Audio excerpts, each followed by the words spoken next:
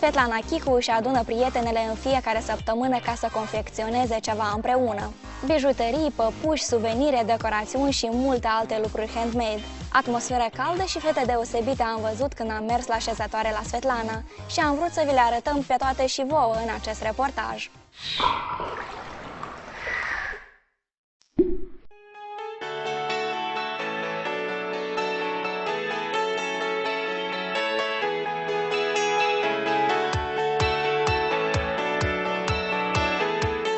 Eu, fiind mămică tânără cu copil acasă, nu prea am posibilitatea să comunic cu alte mămici și mă gândeam că cel mai mult ce mie îmi lipsea asta să am cu cine sta de vorbă, să am cu cine petrece timp. Și atunci prietena mea, Taniușa, zice, hai să facem șezătorile, hai că eu te ajut, eu te susțin, hai să facem. Și așa am început. Am zis că vă invit în fiecare miercuri și așa și scrie pe Facebook. În fiecare miercuri sunteți bineveniți să veniți.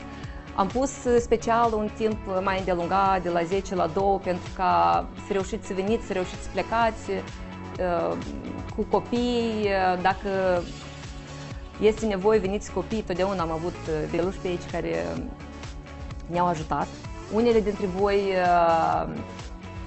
ne cunoaștem mai de mult, altele am făcut cunoștință astăzi, da?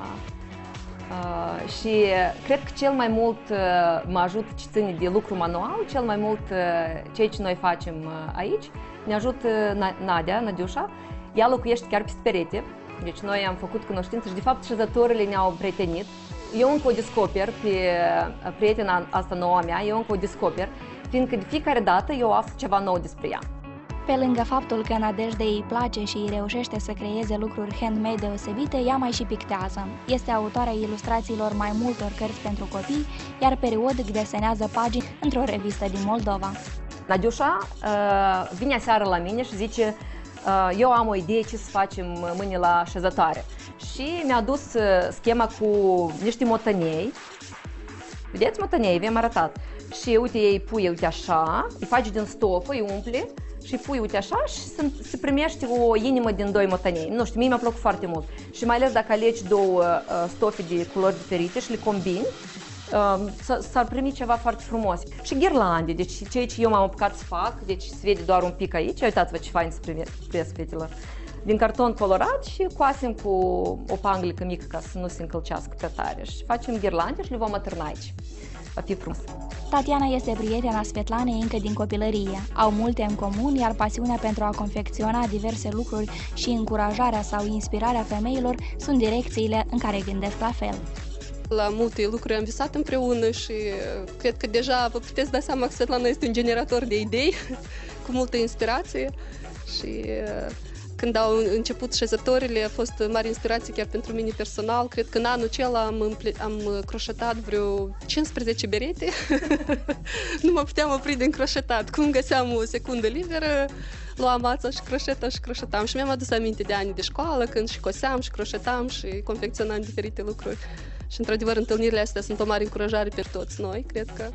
Și tot un lucru deosebit a fost, noi ambele am citit o carte de o autoare canadiană, Anne Voskamp, și am aflat despre doamna aceea că împreună cu alte doamne are un impact foarte mare în toată lumea și împarte din ceea ce are ea cu alte femei. Și atunci și noi undeva am avut acest gând că am vrea să împărțim din ceea ce avem cu femeile din Moldova. Și Svetlana de mult a avut în sufletul ei, în mintea ei, cuvântul inspirație și s-a gândit, hai să numim ceea ce facem inspirații pentru femei. Și a început un grup pe Facebook unde treptat s-au alăturat multe femei și ne-am gândit, hai să facem și niște întâlniri offline pentru sufletul femeii și să abordăm diferite subiecte și să le facem cât mai creativ ca să fie cât mai bine pentru femeile noastre din Moldova și să vedem ce o să fie mai departe. Da, de fapt, șezătoarea este, cred că primul început din visul mare pe care l-am eu de mulți ani. Totdeauna mi-am dorit să nu părăsesc țara, să fiu în țară și să contribu cu ceva ca țara noastră să fie un loc mai bun. Svetlana, Stella și Tabita reprezintă 3 generații, sunt bunică, mamă și nepoată și vin la aceste șezători ca să facă păpuși, bijuterii și multe alte lucruri interesante, dar și să-i cultive micuței pasiunea pentru a coase, a croșeta și a confecționa lucruri manuale, care sunt cele mai prețioase și apreciate în zilele noastre, după cum menționează ele. De cât timp veniți aici și ce faceți? Ce vă place să faceți aici? Eu vin, să zicem că cel mai des am început să vin toamna aceasta și îmi place, am fost atras mai mult de ideea că am început să confecționeze păpuși. Eu până acum confecționam bijuterii și m-am plictisit și când am auzit de păpuși, întâi am început și am făcut una singurică acasă, pe urmă am venit deja la șezătoare și asta e prima păpușă care am făcut-o la șezătoare și iată, pe aceasta am făcut-o singurică acasă, în stil național, am brodat totul cu mâna mea, păpușa tot eu am făcut-o și încă o hăinuță, o cămașă am brodat singurică.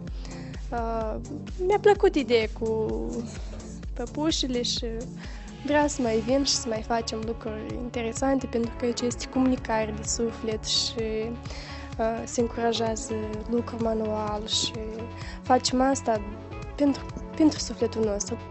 Aceste șezători sunt deosebite nu doar pentru faptul că adună femei iscusite și talentate, adună generații și păstrează tradiții și obiceiuri.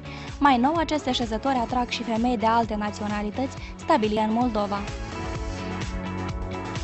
Eu sunt din SUA, eu sunt din Los Angeles, California. Eu am venit în Moldova de 10 ani în urmă, dar eu am locuit în nord Moldovei, în Briceni. Acum eu locuiesc în Chișinău de 4 ani. Tereza, spune-ne de cât timp vii la aceste șezători? Eu am venit numai de 2 ori, dar eu am cunoscut cu Svetlana de 4 ani. Îmi place să cos. Eu am făcut asta e prosop pentru băieții mei, dinozaur, și asta dinozaur. Și pentru supereroi.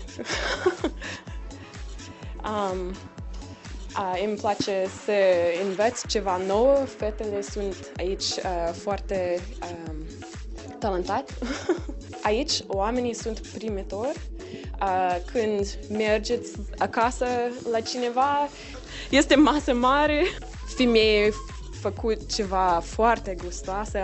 Am învățat să pregătit mâncare aici. La șezătoare la Svetlana s-au confecționat până acum cele mai diverse lucruri, de la păpuși pentru decorul casei și pentru copii, la ghirlande, bijuterii, tablouri, broderii, fulare, căciuri și multe alte obiecte diverse. Pentru următoarele șezători, femeile preconizează să învețe să brodeze și să coase ei.